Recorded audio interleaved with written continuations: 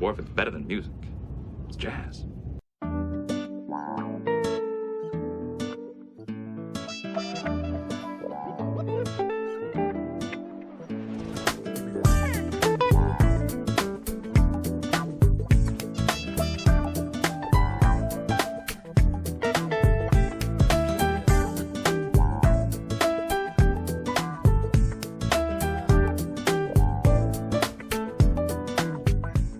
Well, welcome back, this time to the fourth iteration of Backward Glance, my retro look at 4 of the most iconic Star Trek series of yesteryear. We, of course, are talking about Classic Trek, The Next Generation, Deep Space Nine, and, without a doubt, Star Trek Voyager. I am, of course, your speaker and fellow Star Trek fan on this end, Lal Wenstrom, and I invite you to join me for this exploration and reflection on some of my personal favorite episodes from these 4 series. On this walk down memory lane, we're going to wander back into the days of The Next Generation, this time with an episode that meant a lot to me personally, for many of the youthful memories it evoked then, and which it still reminds me of even to this very day. I hope you'll accept my invitation to celebrate the joys of childhood, as we join Captain Jean-Luc Picard and the crew of the USS Enterprise D in a backward glance at the 22nd episode of TNG's 5th year, Imaginary Friend.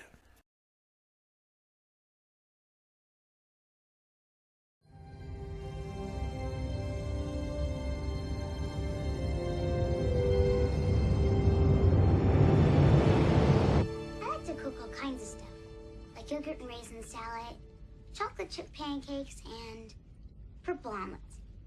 Purple omelets? You put grape juice in the eggs. Isabella doesn't like it very much. She says it tastes funny. I can see her point. We begin the episode in the quarters of a charming little lady named Clara Sutter. Along with her are her father, Ensign Daniel Sutter, and Counselor Deanna Troi, who entertains Clara and her very special invisible pal, Isabella, over tea. While Clara speaks gleefully about the enchantments of cooking up purple omelets and raisin yogurt salad, Counselor Troi listens intently but patiently as Clara describes her relationship with her fantasy friend, Isabella. We come to learn that Clara's father is concerned about this indulgence because Clara is not making any real friends and thus isolating herself from the real world, or so he believes. But Counselor Troi reassuringly tells him not to worry, and that it is indeed quite common for young children to indulge in play with imaginary companions. The teaser continues on as Captain Picard soon tells us that the Enterprise has entered the nebula known as FGC-47 to investigate its rare formation around a neutron star. And thus our story begins in earnest when, unbeknownst to the crew, a rather unusual alien life form sneaks aboard the Enterprise and takes upon itself an investigation of this strange vessel that is passing its way.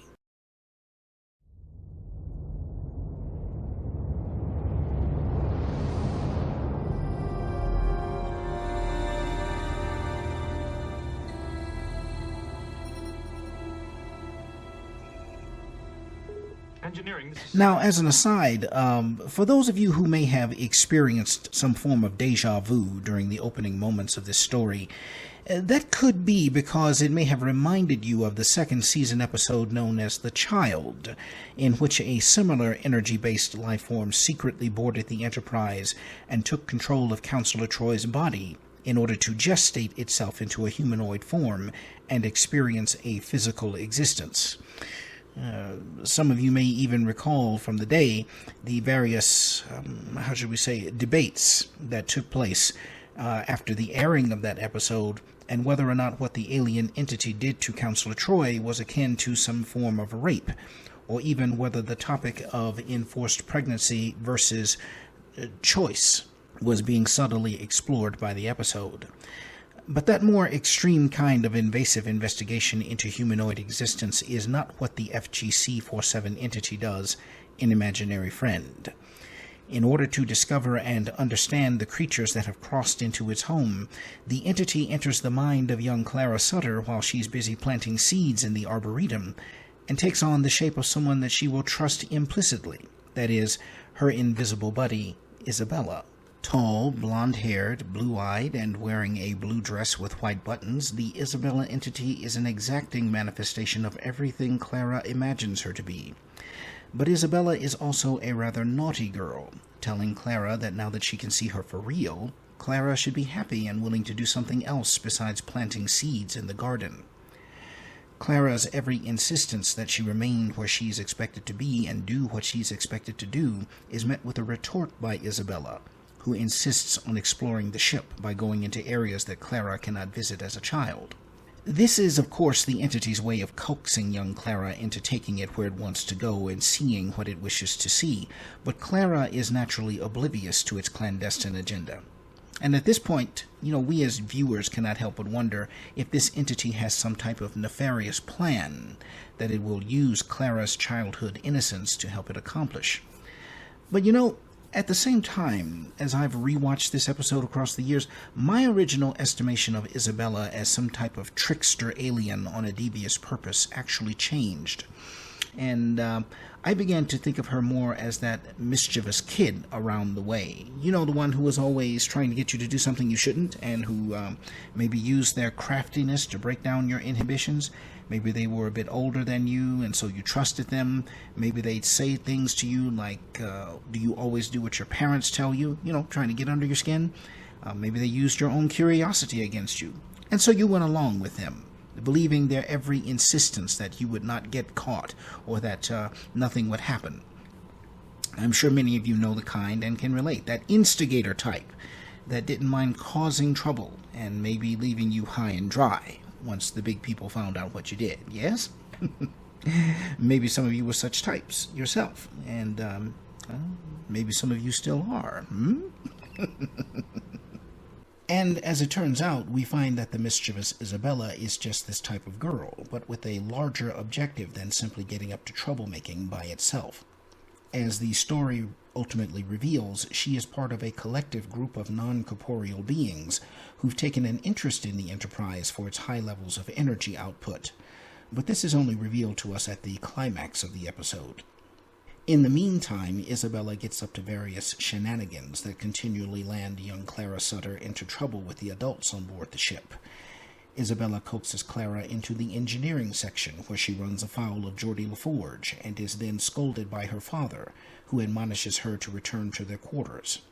Isabella and Clara are found by Lieutenant Worf playing in the corridors in a part of the ship that is off limits to children.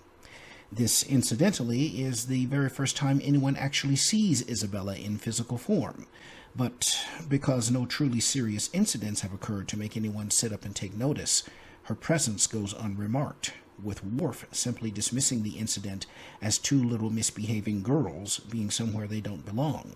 Once more, at Isabella's instigation, Clara next shows up in 10 Forward, another area off-limits to children without an adult escort, where, contrary to engineering and the child-free corridor she was in earlier, she is welcomed by Guinan. Now, what I enjoyed about this scene, despite the fact that Isabella kept disappearing when things counted and thus causing problems for Clara with the grown-ups, is how understanding Guinan was of Clara. Guinan's interchange with this little person was not condescending or dismissive, but instead understanding, even empathizing, as she told Clara about her own imaginary friend, a Tarkasian razor beast whom she still talked to and found security in even as an adult. Now, we know that Guinan is hundreds of years old at this point and well into her adulthood as it is measured by El-Orion standards, yet she still took comfort and even a pride in her relationship with her make-believe razor beast. And this, for me, was a heartwarming moment in the story because it took me back to my own childhood and my own imaginary group of friends whom I, like Guinan, still exchanged ideas and feelings with until my adolescent years came into bloom.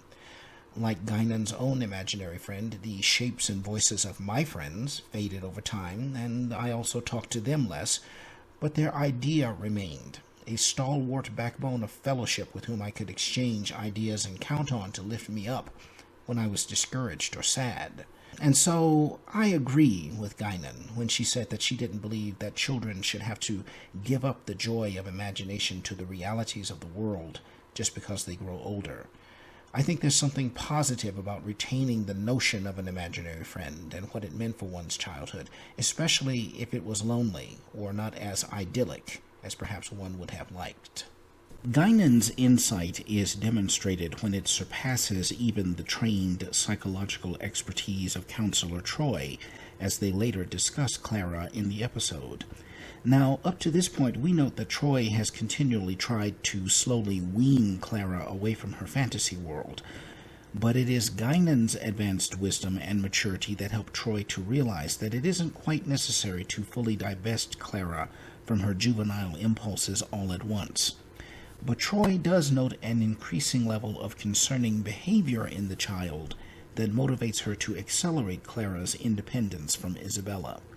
She finds Clara in 10 Forward talking with Guinan and tells Clara that she doesn't belong there without an adult. Clara responds that she knows that she should not be in 10 Forward, but that Isabella wanted to go. Troy's attempt to correct this behavior is responded to with a threat that, from Troy's perspective, seemingly comes from Clara herself, but that we know actually emanates from the still-in-hiding Isabella. Troy soon takes the decision to involve Clara in real activities with real children and discusses the matter with her father, Daniel. It is here that Daniel Sutter tells Troy that Clara came into engineering at Isabella's insistence, furthering Troy's belief that Clara needs to be freed of Isabella's presence, however imaginary Isabella remains to the grown people. And he said, "Let me tell you a secret." Now, there's something I wanted to mention here, a tangent I hope you'll indulge with me. At this juncture in the story, this is the second time we've seen Daniel Sutter discussing his daughter with Counselor Troy. But did you notice that to this point we've not seen or heard of a Mrs. Sutter that would presumably be Clara's mother? What happened to her? The episode does not say, and so we are left to ponder. Is Clara's mom divorced or separated from her child's father, with him having primary or sole custody? Is she a Starfleet officer on another long-range assignment, perhaps? Is she not in Starfleet at all? Is she deceased? Or perhaps is Clara not the product of a biological union, but a technological one instead, one that would make Daniel Sutter a single father in a very strict and real sense of the term? We simply don't know. But at the time I first saw the episode back in the 1990s, I kept finding myself asking, where is Clara's mom? And why have we heard nothing from her about her child's situation? Now, this is, in fact, not to say anything about the parenting skills of the father. Throughout the episode, Daniel Sutter continually demonstrates a care and concern for his daughter, and a very genuine desire to create a stable and loving environment for her. So my observation is not a dig at single fatherhood at all. In fact, real-world statistics have often demonstrated that single fathers can be just as effective, if not more, at raising children alone as single mothers. And from that perspective, I'm actually glad that this episode flipped the script so we could indeed deliberate on that possibility. But seen from the grown-up's perspective, Clara's behavior is not only becoming more defiant of adult authority, but more importantly, dangerous to her. And so Troy presses forward with involving Clara in a ceramics class that finds her interacting with Worf's son, Alexander Roshenko. What we see during this interchange is Clara easily making Alexander's acquaintance, and he hers, until the now invisible Isabella begins to run amok and cause trouble for young Clara. She telekinetically tosses clay across the room at Alexander, striking him in the back of the head. Naturally, no one else being seen near Alexander's clay, Clara is blamed for destroying his work and throwing the broken clay at him. And though Clara pleads insistently that she's innocent, the absence of the invisible person she names as Isabella fails to persuade the befuddled and upset Alexander. Clara discouragingly retreats to her quarters, where she is confronted by a furious Isabella who now tells her that all bets are off since she was abandoned by Clara, as she proceeds to threaten the frightened young girl with death. And this leads us into the dark side of the episode. Isabella's glowing crimson eyes, along with her menacing loom over Clara, serves to give us the impression of a malevolent entity of religious lore and tradition, of one ready to unleash its wrath upon mortal flesh for its defiance of immortal power and superiority. And when Clara once more tries to warn everyone about Isabella's reality, this time the entity does not hold back, but instead makes its presence known openly and lashes out against Counselor Troy in dramatic flair to prove the truth of its existence. And yet before this, another warning sign of Isabella's growing impatience with these creatures of flesh and bone manifests. She upturns Counselor Troy's hot chocolate while Troy sits alone in her quarters, with the good counselor being none the wiser about the actual cause of her spilled beverage. These actions introduce what at first are subtle efforts to capture the attention and submission of Clara, and thereafter Troy, until such subtleties become too overt to ignore. They are, in fact, similar to actions an evil spirit might take in a horror movie, but scaled down here and remolded for a science fiction setting. Now, with the doubting Troy finally able to verify the certainty of Isabella's presence, not only is Clara taken more seriously, but the immediate danger to the Enterprise itself is also brought into perspective. The crew soon quickly surmises that it is Isabella's people, per se, who are the real source of the starship's predicament while inside FGC-47, and they proceed to determine what is the connection between them and the energetic filaments that are preventing the ship from safely exiting the nebula. Captain Picard soon bids Clara accompany him to the Arboretum to communicate with the Isabella entity and determine what it wants. Now, what is more profound here than the mere figuring out that Isabella and the energy beings outside the ship are the same life forms acting in concert to drain the Enterprise of power, is Picard's understanding into why the Isabella creature has turned hostile toward them all. As Isabella herself explains, she perceives them as harsh and unfeeling beings who are mistreating Clara.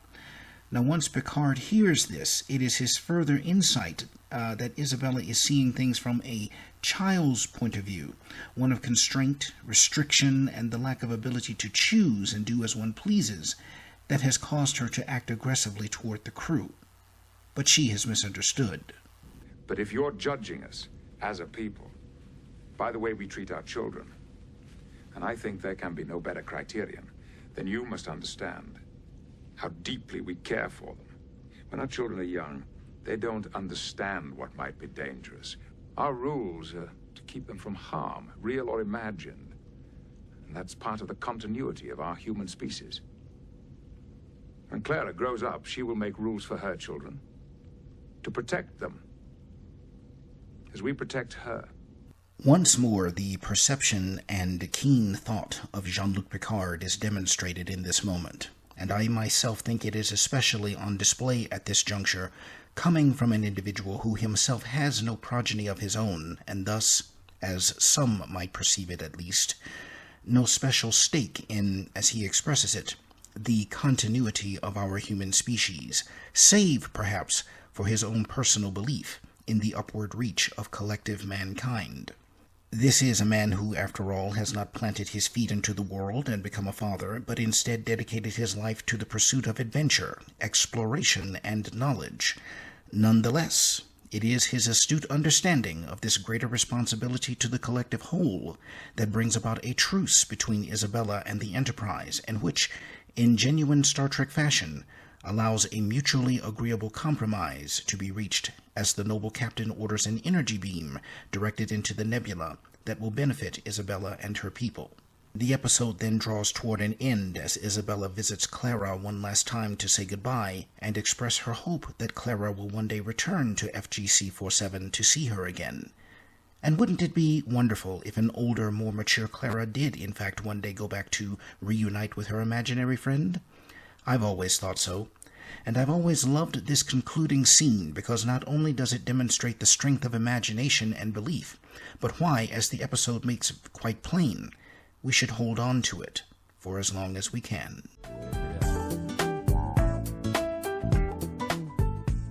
I hope you've enjoyed this look back, this backward glance of Imaginary Friend with me, and it's been good to be with you over the last 9 months to reminisce and remember those days gone by.